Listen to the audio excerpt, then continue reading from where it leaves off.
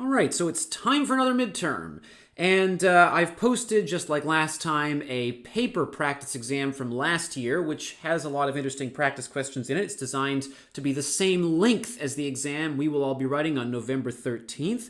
And I have posted an electronic practice exam to Connex. And just like last time, there are a few differences in the question format between the paper version and the electronic version, given the differences in how it's being written. And so the point of this video is to go through the answers to those practice exam questions and hopefully talk about some strategies for how to tackle the different style of question. One thing you should also keep in mind about that old paper practice exam is that some of the questions, the code writing questions that involve arrays, are written in a little bit different of a style. And so I've transcribed all of those questions into our electronic practice exam. You probably should focus on that style instead, because we've changed a little bit about the syntactic style that we use for passing arrays into functions since last year. Okay, so first, we have the obligatory pointer questions. And this time around, I think these appeared on previous exams a lot, especially final exams. This time around, we're going to lean a bit more heavily on the puzzle style of pointer question. So what that comes down to is, here is some code that uses pointers. So it defines a bunch of variables and defines pointers to them. And then we want to perform a sequence of operations without using these names. Without referring to the variables themselves, we want to somehow modify these variables such that the result resembles what we end up with in this table.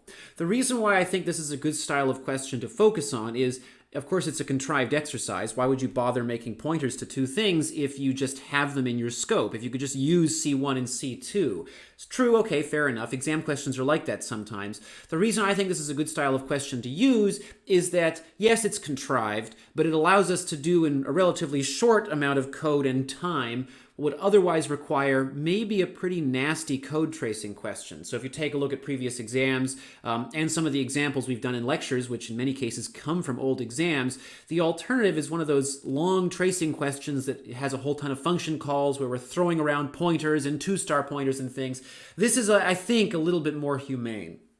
So in a question like this, what our goal is at the end of, once we fill in all of these blanks, at the end of this, I want all of these expressions to have the values given. And of course, you can see initially C1, C2, C3, and C4 are set to W, X, Y, and Z. So over the course of the question, we have to at least modify C1 and C2. Maybe it doesn't surprise anybody to realize that, of course, the first thing I recommend doing is drawing a diagram of all the variables that we've just set up. So there we are, there's C1, C2, C3, C4. They are all of type char.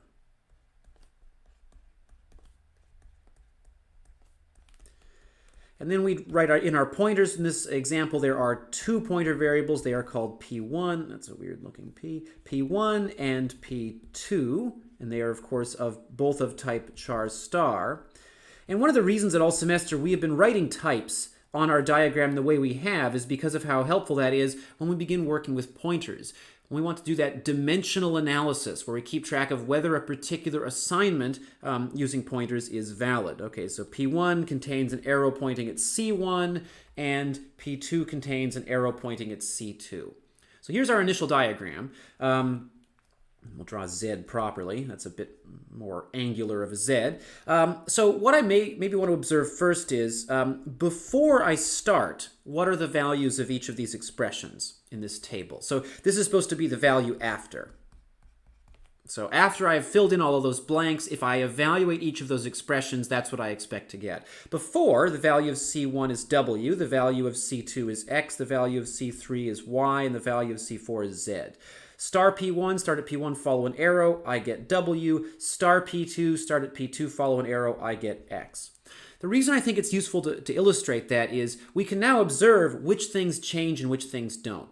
So C1, the value of C1 has to change, the value of C2 has to change. Something about P1 and P2 has to change. We don't know whether that's the value of P1 and P2, that is the arrow in the box, or just what the arrow refers to. Although I will notice that star P1 is currently W, that is to say it points to C1, but when I'm done, C1 is A, but star P1 is not the same as that. So I want to keep that in mind, and then maybe we'll work on these lines one by one to see if we can solve this puzzle. Okay, so first, something equals the character A. And we can see that we never use the character uppercase A at any other time, so it's a pretty good shot, I think, that what we should be setting to uppercase A is C1. We're not allowed to use the name C1. Maybe you could write it in faintly here, okay, C1, but how do I get C1 without using its name? Okay, so here's C1, and I notice there's an arrow pointing to it in P1. So if I start in P1 and I follow an arrow, I will get to C1. So star P1 equals A. And remember that because the question does not allow you to use these names in any sense, you can't use the name C1, you can't write star C1, you can't write ampersand C1, you have to make sure your answer doesn't use those names. You will not get any marks for answers that contain those names. Okay, star P1 equals A. So let's update our diagram as we go. Okay, so star P1 equals A. That means that I've done this. This is now ready. Okay, what about B? Well, okay, I mean, pretty clearly C2 is equal to B in my result. If I start at P2 and I follow an arrow, I get to C2. So star P2 equals B. All right, so if I update my diagram, I might notice that this now appears to be done. Now, it might be on the exam that there's a question like this that's a little bit more complicated, where maybe you assign B to something and then have to move it around later. But it looks as if we're making some solid progress here. Okay, what's next? Something equals something. Ooh. Okay, so there's a lot going on here. I have to come up with both sides of the assignment. And I'll notice that because both of these two things have already been taken care of, I should instead focus on what other expressions do I need to work out. So here in my table, these two columns are good, this column is already good, this column is already good. What about these two? So star P1 is supposed to be B, but currently star P1 equals A. So I think what I want is I want P1 to point at C2. I want P1 to contain an arrow pointing at C2.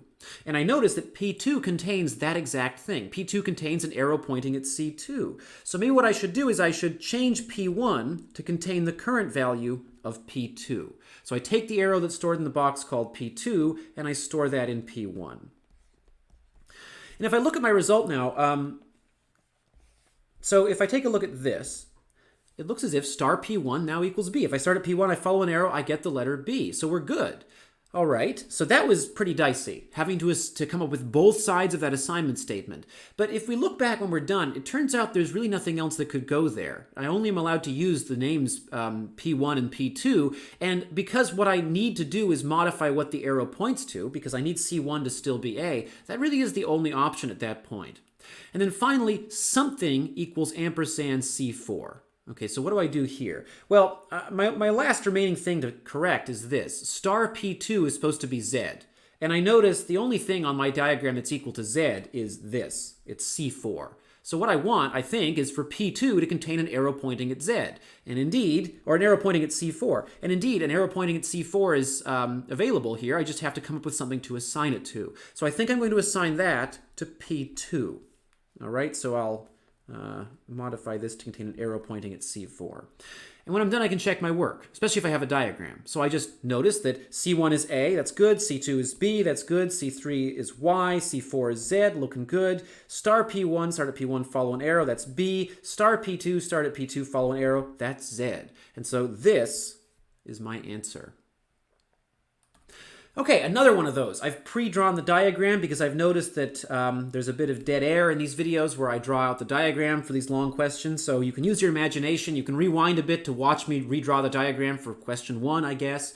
So I've redrawn this. The setup is exactly the same, but here, the set of assignments that I'm doing is a little bit different. Okay, so let's review, and we also might notice, actually the setup isn't the same. I guess I have one extra pointer variable to play with here. So I'm still not allowed to use C1, C2, C3, or C4. I have to do everything with only these 3 pointers. Okay, so what do I want? I want C1 to be equal to X, that's different than its current value. I want C2 to be equal to Y, that's different from its current value. C3 is the same, so C3 is currently Y, C3 is Y when I'm done. C4 is the same, it's currently Z, it'll be Z when I'm done. And then let's see, star P1 is currently W. Okay, so that I don't want. I want star P1 to be Z, so this is different. Star P2 is currently X, I want it to be Y. Star P3 is currently Y, and I want it to be Y when I'm done. So it turns out, just like question 1, I only want to attend to C1, C2, star P1, and star P2. Okay, so the first thing is, what do I do with this first assignment statement? And I notice that the right-hand side has been dictated to me, star P2. So what is that? Well, let's see. Star P2, start at P2, follow an arrow. This is the character X. So then the question is, where do I want an X when I'm done? And I notice, well, it seems like I want that to be in C1. So I want there to be the character X in C1. So it sounds like if I want to assign this X to something, I should assign it to, let's see, start at P1, follow an arrow. That gets me to C1. All right, so if I update my diagram, C1 will now be set to X. Okay, so that's one thing down. And then just like before, there is this general assignment statement, and I've got to come up with both sides. So what do I have left on my diagram? Well, I need Z for some reason. I need to work with C4 at some point. But I notice, first off, this third line is giving me C4, and also I have no other way of getting to it right now. So I can't do anything about the letter Z on this line. And so there's nothing I can do with this at this point. I can't worry about what I do with P1. So maybe I should try and work out everything else. So here, I notice that C2 is supposed to have the value Y. Okay, so maybe we'll fix that up first. So how do I get to C2? Well, if I start at P2 and I follow an arrow, then I'll get to C2. How do I get to the letter Y? Well, it's in C3, and I can get to C3 by starting at P3 and following an arrow. So I say star P2 equals star P3. Let's update our diagram with that information. Okay, so star P3, start at P3, follow an arrow. It's Y, like I expected. Take that letter Y and store it wherever I end up if I start at P2 and I follow an arrow. All right, so now C2 equals Y. That's good. And actually, if I take stock of what I have left, star P1, okay, start at P1, no, sorry, not P1, star P2, we'll get to P1 in a minute. Star P2, start at P2, follow an arrow, I get to a Y, which actually means I'm already good for this. It turns out that that last modification fixed up two of these things. Okay, so the last one is star P1 equals Z. Okay, well, obviously the only Z I have in play is over here. So I need P1 to point at this. And as it happens, I've got an arrow pointing at C4 sitting on the right-hand side here, so it looks like all I have to do is to store that arrow into P1.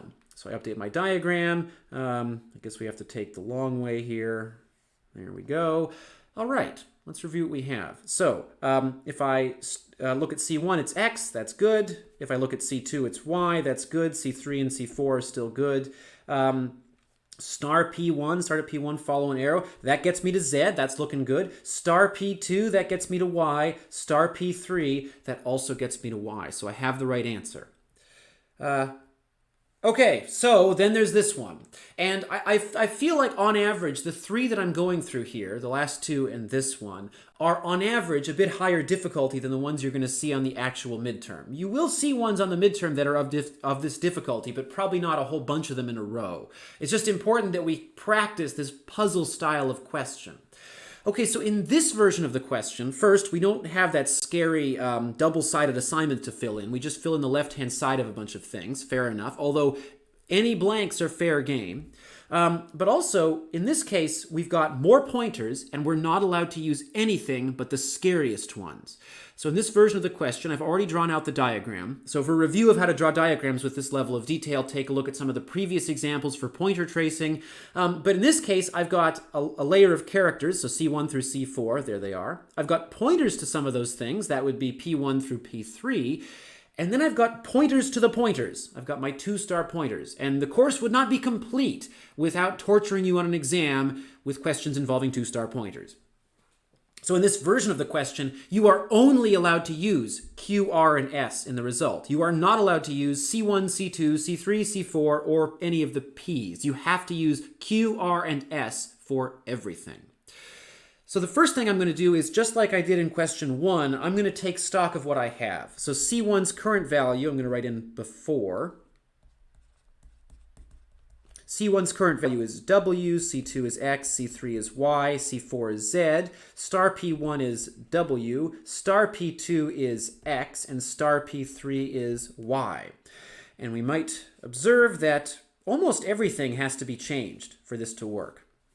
So C3 and C4, as they have in the past, seem to get to stay put. Everything else has to change. And I have to use Q, R, and S for everything.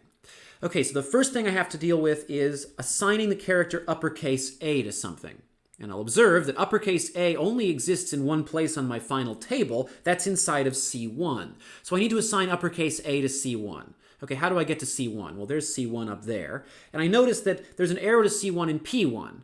But I could say, okay, what I want is C1 to equal A, but I can't use C1. Okay, I could use P1, star P1, but I'm not allowed to use P1 either. Okay, how do I get to P1 without using its name? Well, I could use Q. So if I start at Q, I follow an arrow, and then I follow another arrow, I get to C1. So I think what I want here would be star star Q, and we should be careful to use the right capitalization. The name of Q is a capital letter. We should always use it with a capital letter. We know how C works with variable names. So star star Q equals uppercase A. Okay, well, let's fill that in on our diagram. Start at Q, follow an arrow, follow an arrow. That equals uppercase A. All right. So then I noticed that C1 now has the right value. That looks good.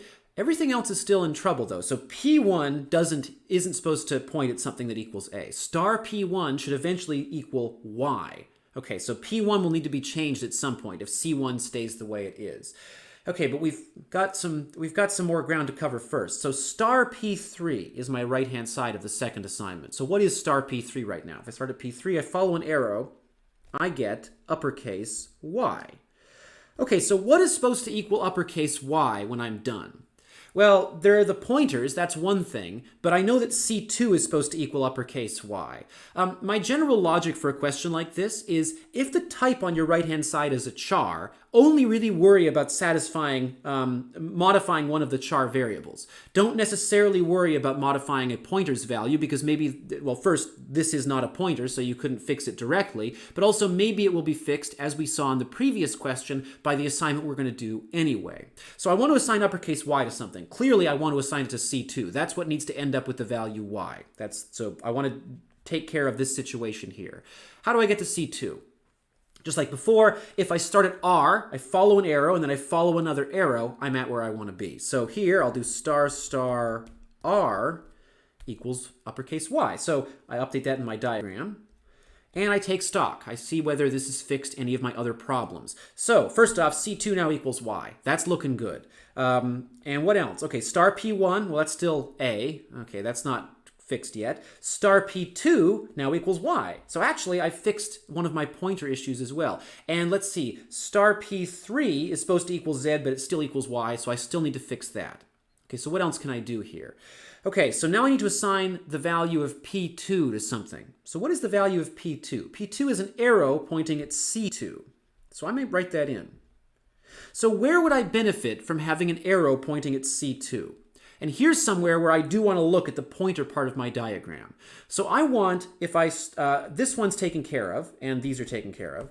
If I start at P1 and I follow an arrow, I want to end up at a Y, but currently I don't. And I notice C2 contains a Y. So wouldn't it be great if I could have P1 contain an arrow pointing at C2? And it turns out I can, because I have an arrow pointing at C2 right here. But I could write P1, but I'm not allowed to use the name P1. That's not going to work. But I know how to get to P1. If I start at Q and I follow an arrow, then I get to P1. So star Q is an arrow pointing at C2. Let's try updating our diagram and see what we end up with. So I start at Q, I follow an arrow, and wherever I end up, that would be here, I set that to be an arrow pointing at C2. All right, so we'll take the long way. There we go.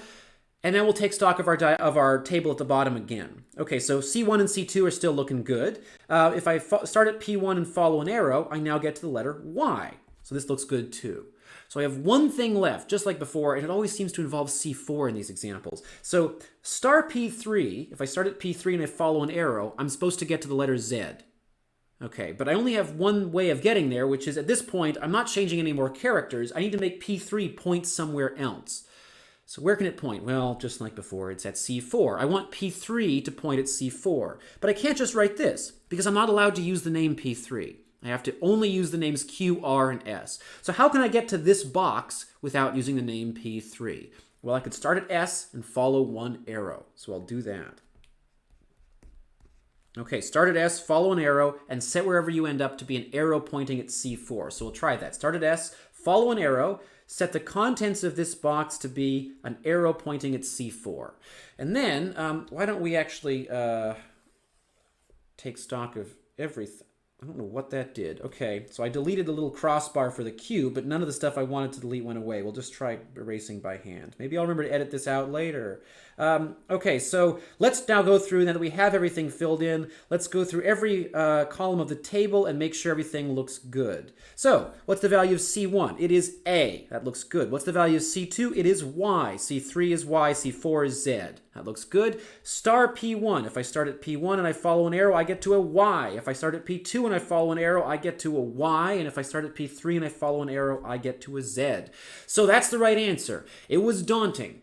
And there is a time complexity associated, I think, with drawing the diagram out. The midterm is going to be designed so that however many of these questions you end up getting, there is enough time provided in our estimates for you to have time to draw out the diagram, because I get that that's not trivial and it does take a while to lay that out. I would say that if you don't draw a diagram out, I cannot see how this question would make any sense.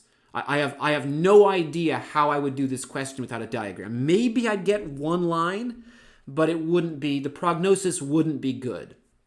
Okay, so what's next? Okay, there's this. So this is a common style of question. I think on the practice midterm, this was done, the paper practice midterm, I think there was one combined question with both of these styles. Give the value, fill in assignments, and also give a bunch of types. So the goal of this question is not to talk about solving a puzzle, but instead just to answer questions like, if I have a diagram for this, what is the type of this expression? Of the expression star pointer 1, something like that.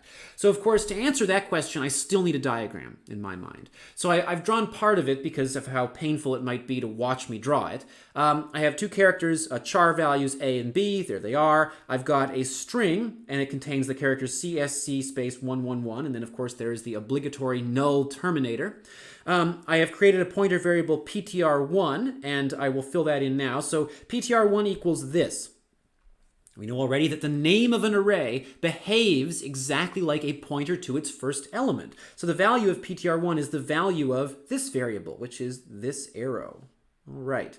And then I create a pointer called pointer2, and it is going to be set to an arrow pointing at pointer 1. And I can verify that that makes sense because pointer 1 is a char star, and pointer 2 has type char star star, pointer to character. An arrow pointing at ptr1 would be therefore of type char star star, an arrow pointing at a char star. Okay, so then finally I create this, and you're going to have to live with this in exam questions in this course. It's something that actually comes up in a hidden way in a lot of other contexts in C, because this is often the type used for an array of strings. It's also actually in other languages the way that arrays, the 2D arrays are represented, something similar to this. So I create this array of element type char star. So each element of my array will be a char star. Okay, so I've got my array set up here. I've got my three indices, 0, 1, and 2. And what are their values? The first one is an arrow pointing at A. So A is a char. An arrow pointing at A would be a char star. So I can put it in this array. And how am I going to do that? Let's take the long way. There it is. The second element is arrow pointing at B. So same logic as before. I guess I'm going to have to cross the arrows at some point here. Okay. There we go. And then finally, the third element is an arrow pointing at an index 0 of my string str. So there's index 0. It is a char. An arrow pointing at it would be a char star, and therefore it is a valid thing to write here because the element type of the array is char star. All right, there's my diagram. It looks hideous, it's horrifying, and now I've got to stare at it for a few minutes while I answer all of these questions about types. I really wish I could have fit both things onto the same slide. We're just going to have to improvise, though. So given this diagram, what are the types of each of the following expressions? Okay, so the first one is star PTR array. Okay, so I don't know if I have to write that in. So star PTR array. Start at this name, follow an arrow. Well, if I start at this name, and so that's this arrow here, and I follow the arrow, I end up at index 0 of PTR array, which of course is one of the elements of the array. So what's the type of one of the elements of this array? Well, let's see. It's char star.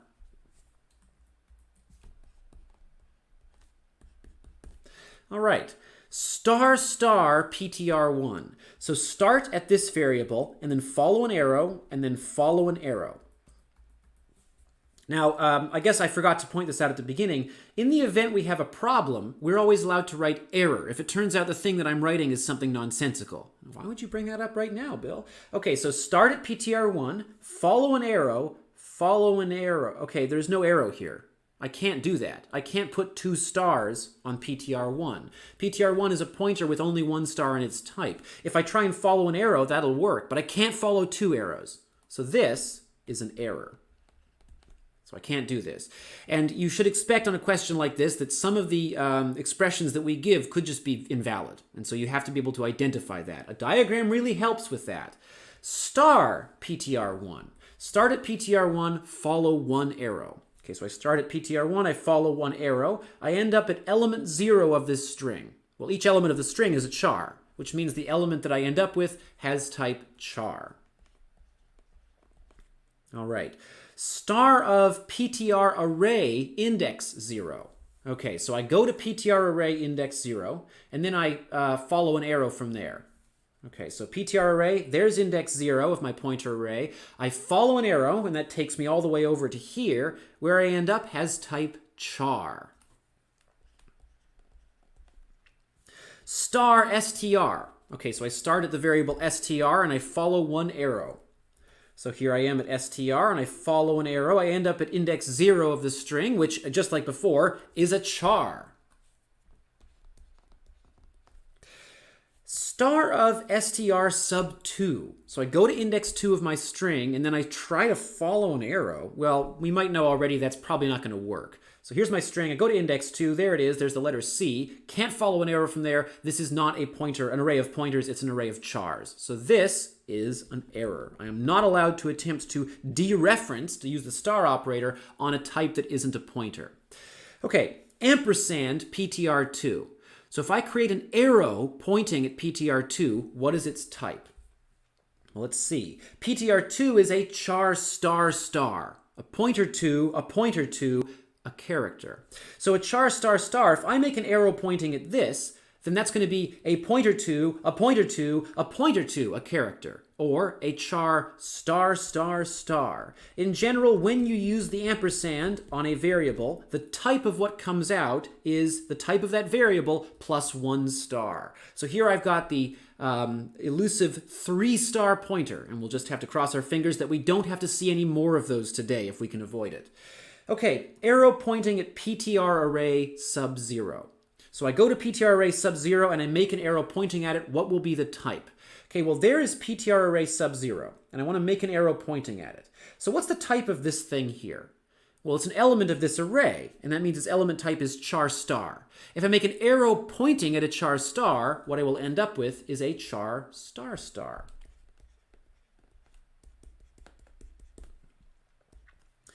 Ampersand ampersand A.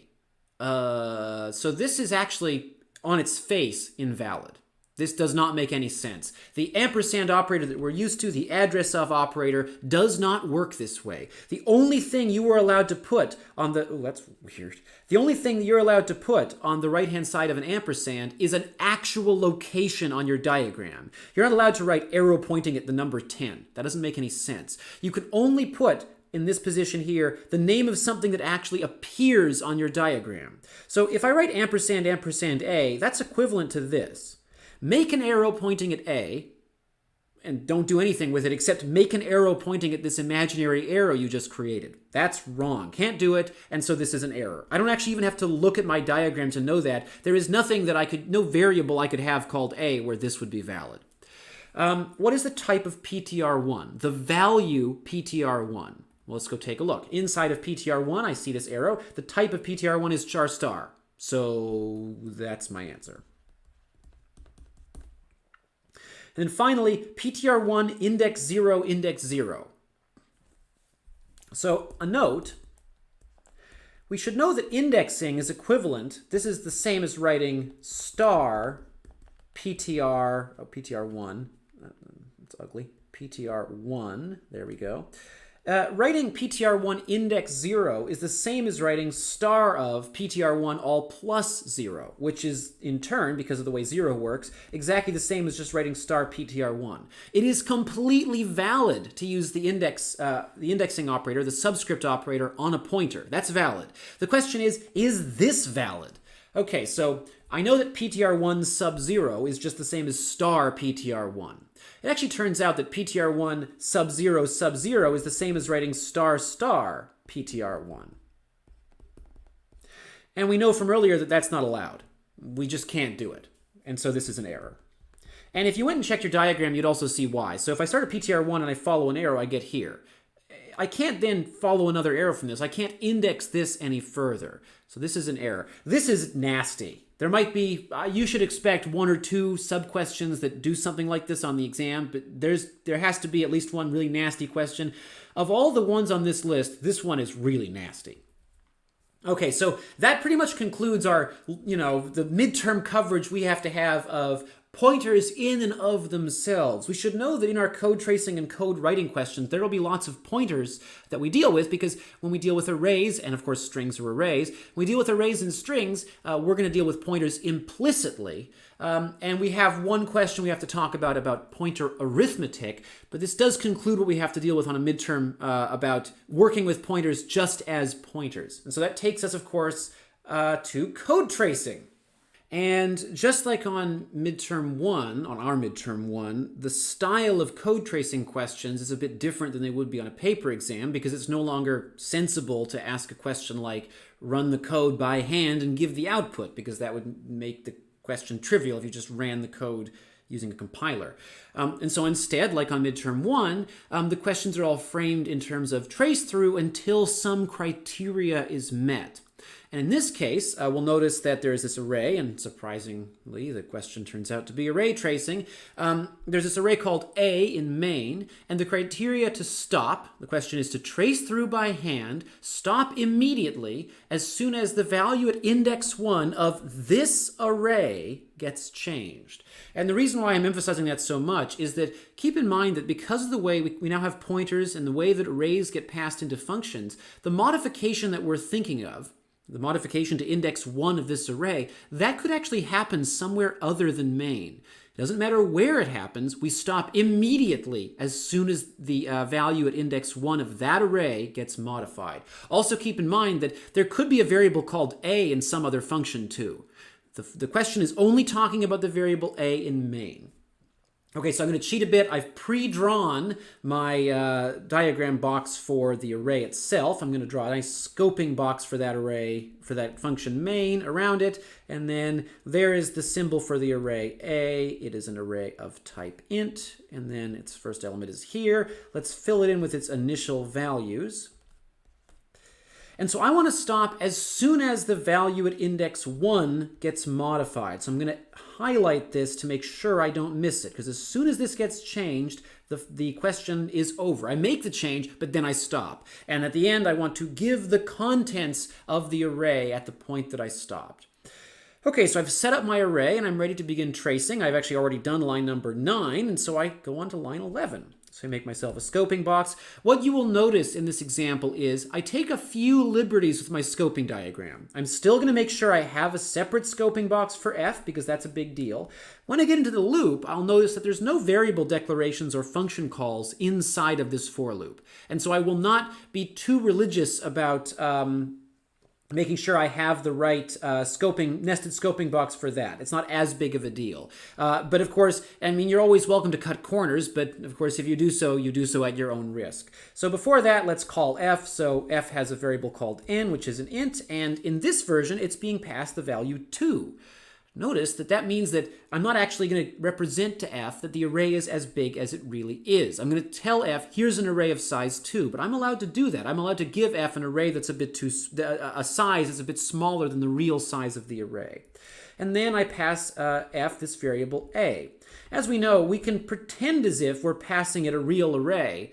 When we pass an array into a function, all that really gets passed is a pointer. And it turns out that whenever the compiler sees a declaration in a parameter list like this, the compiler actually reads it to mean int star b. And so I'm not going to keep up that facade. I'm just going to call it int star. And we know that that makes no difference because fundamentally using the name of an array is no different than using an int star anyway. What we're passing in is the contents of the symbol a, which is this arrow, an arrow pointing at element 0. There we go. And then we're ready to execute f.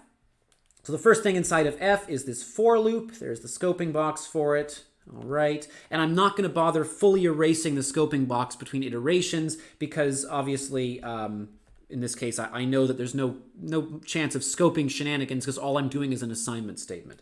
Inside the for loop we have our for loop variable I. There it is. It starts at the value 0. Okay, first iteration. I execute this really ugly looking assignment. And we should know that the way to hack away at this is just piece by piece. Let's see what we can start with and then work from there. So I know the value of I. It is 0. Okay, so b sub 0. Okay, well, what's b sub 0? So let's see. Start at b and then walk 0 steps forward. Okay, I just stay at 0. And the value actually is 0.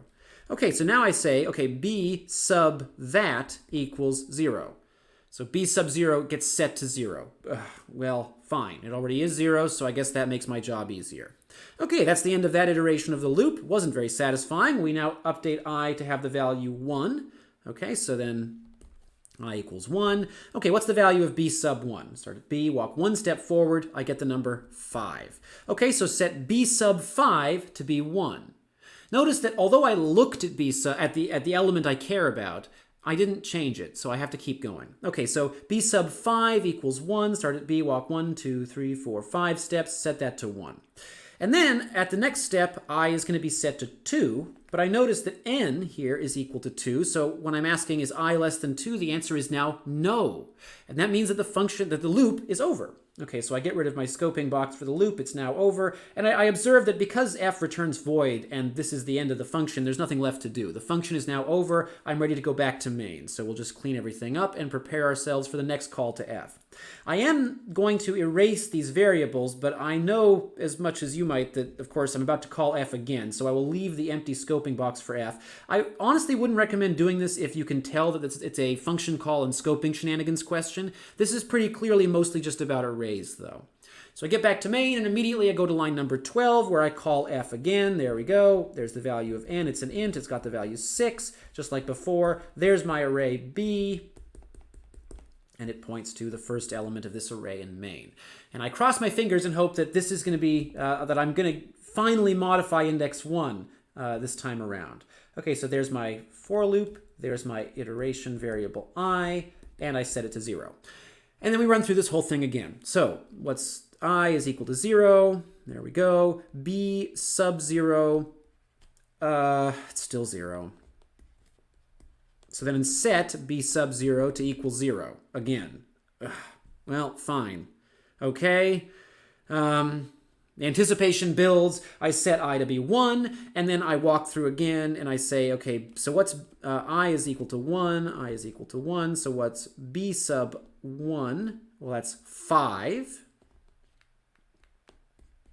So now I set b sub 5 to equal 1 all over again. Well, this isn't very satisfying. So I set this to be 1. Still haven't modified that index that I care about, but I keep moving. All right. So now I update I to be 2. Okay, so I is 2. I is 2. What is b sub 2? b sub 2 is 4. So this whole thing comes to 4.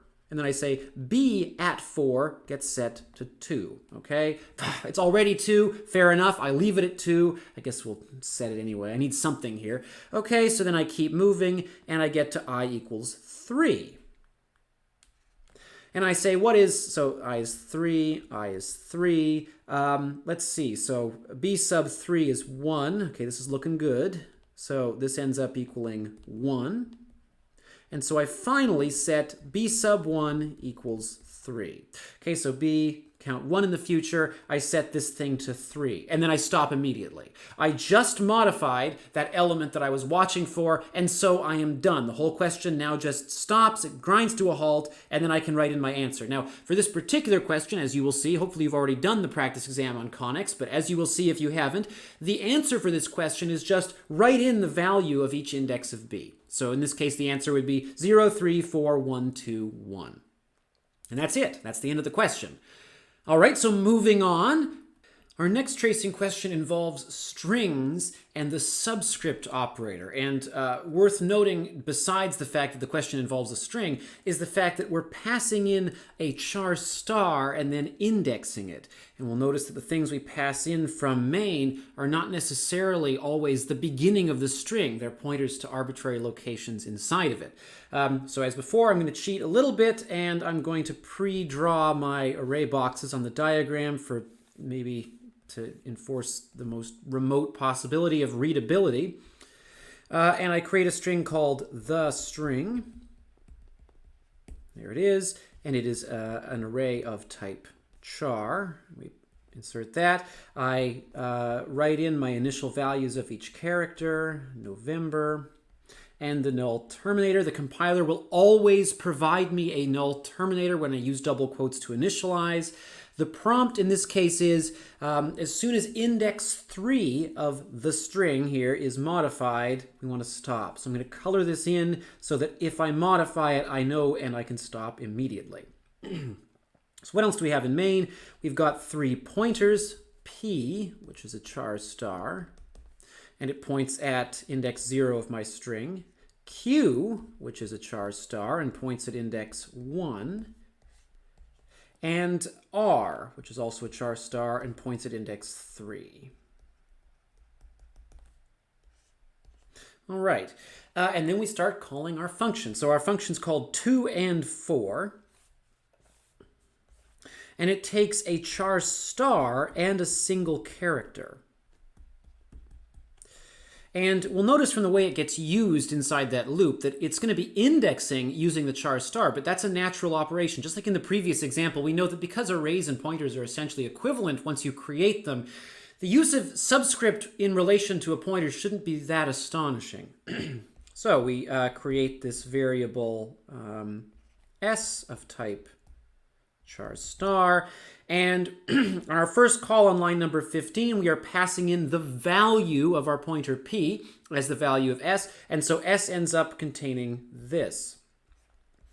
We also pass in a single character of type char called c, and on line 15, that ends up being the character uppercase X.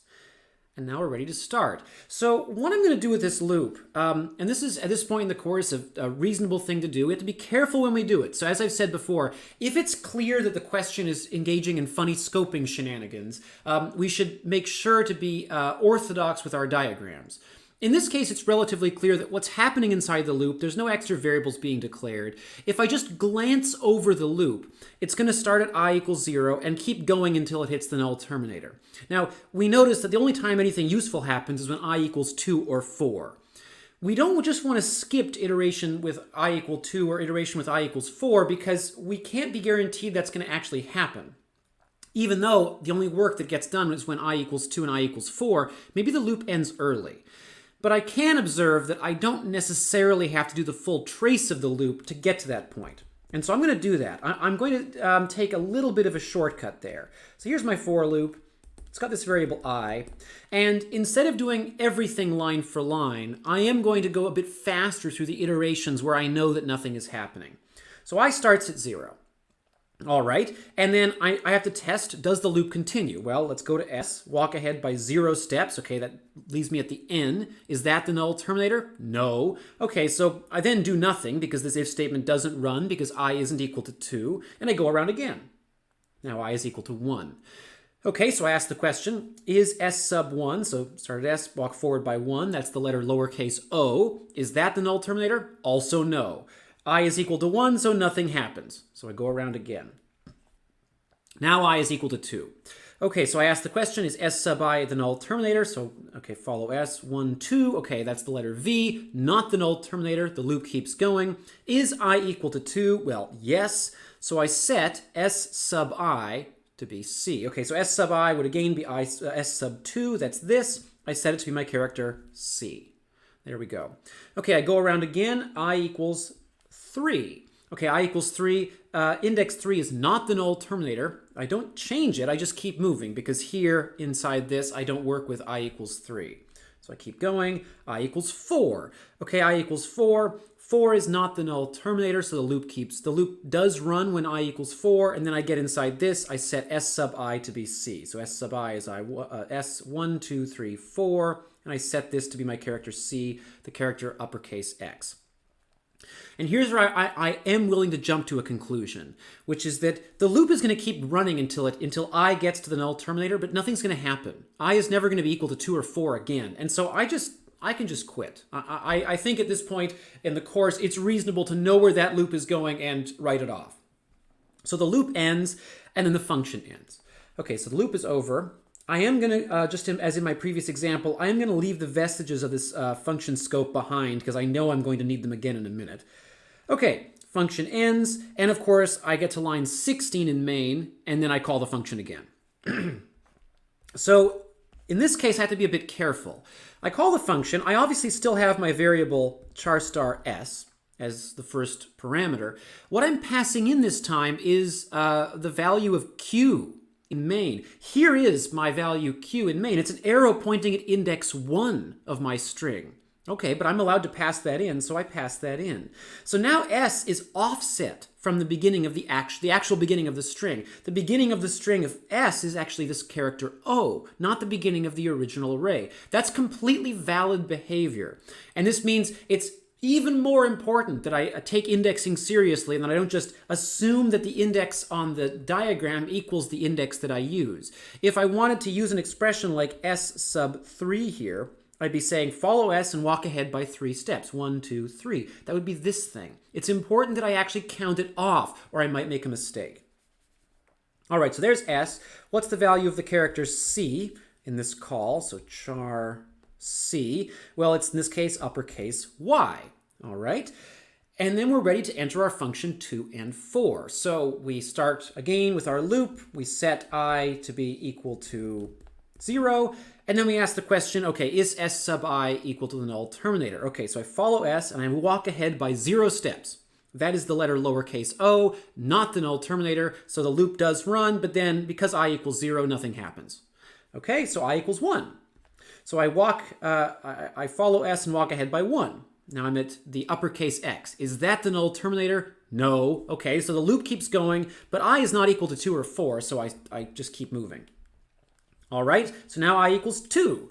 Okay, I look at s sub I. Follow s, walk ahead by 2 steps. I get to the character lowercase e, not the null terminator, and so I get inside the loop body. And then I can run this if statement. Is I equal to 2? Yes. And so I set s sub 2 is equal to, the value of y here is, or the value of c is uppercase y. So I set s sub 2 to be equal to uppercase y. So I start at s, I walk ahead by 2, and I set this to uppercase y, and then I immediately stop.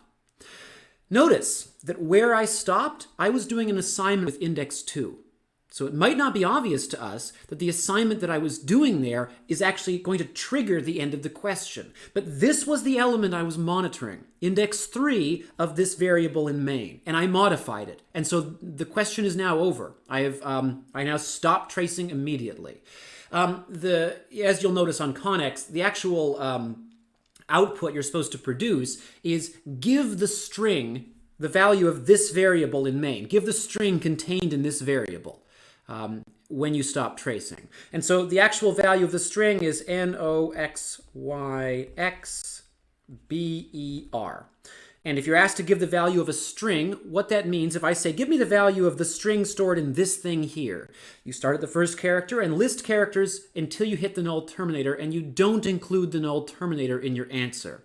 One thing to notice that you will actually see in the next question is that it could be that at some point during the execution of this program, an extra null terminator was added in the middle of this, and that would effectively shorten the string. The contents of a variable, if I ask what string is stored inside this array, the answer is every character up to and including the first, up to and not including the first null terminator that you see. So this is the answer for this question.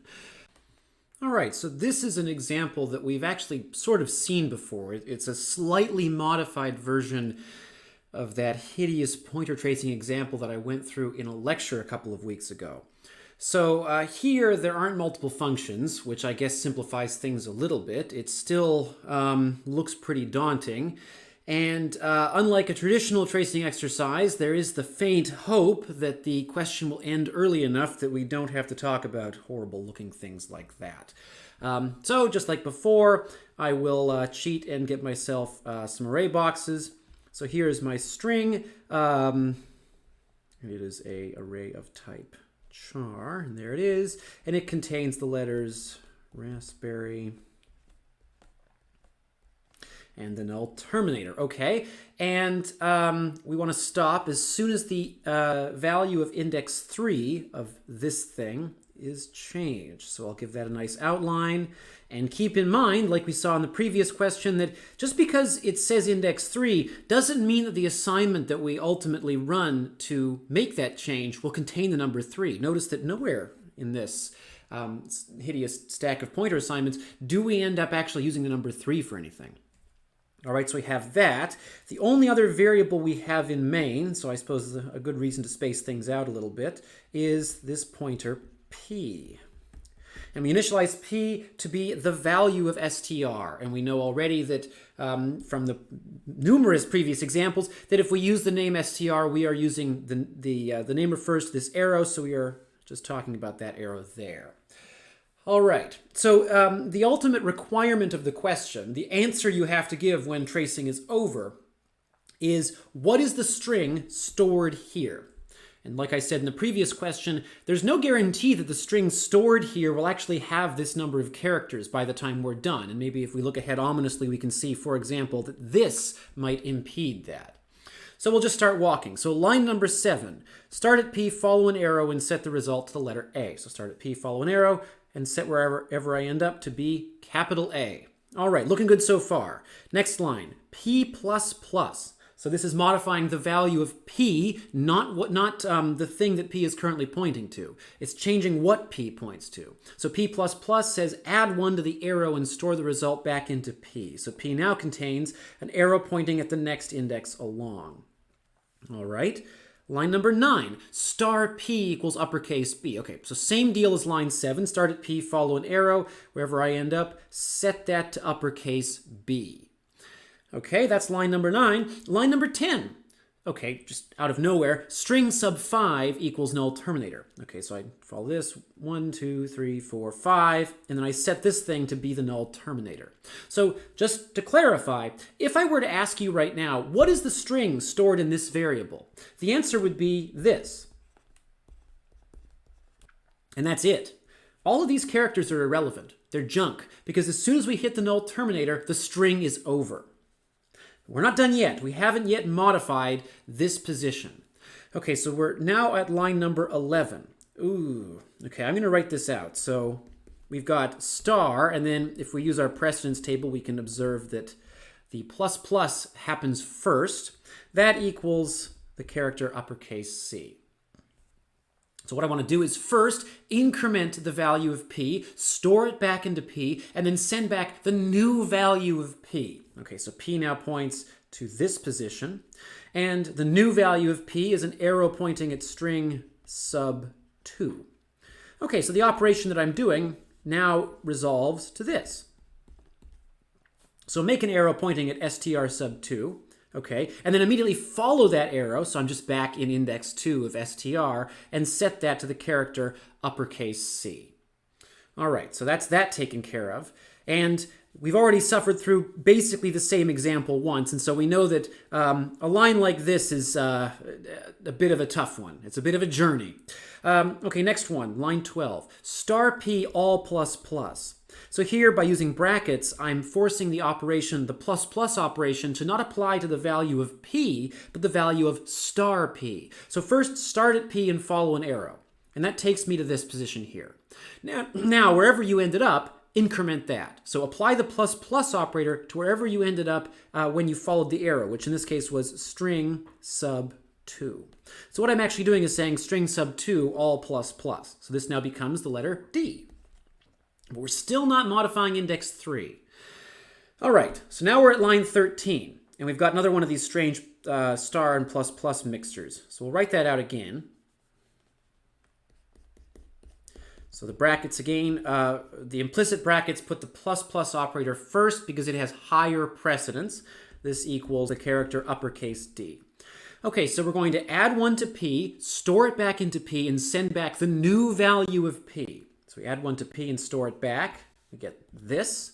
That would be an arrow pointing at string sub 3. That's the new value. That's what gets sent back. So we have arrow pointing at string sub 3. And then we put a star on that. So it resolves to this. So make an arrow pointing at str sub 3. Follow that arrow. So of course we're just back here again. And then set that to be the character D. So we do that, and we notice, hey, I just modified the box that I had highlighted. That means it's time to stop immediately. Okay, so we stop immediately, and the ultimate question is, what is the string stored in this variable? And the answer is, well, let's walk along. We start at index 0. A, B, D, D, lowercase b, and we are done. So the string ends, the last position of the string is index 4. That is it. And so this is the final answer for this question. And fortunately for us, we never actually had to worry about what those two things did. I suppose it's good future practice to see what happens if you run them. But in general, when the question says stop when you reach this point, you just stop. There is no need to worry about what future modifications are going to happen.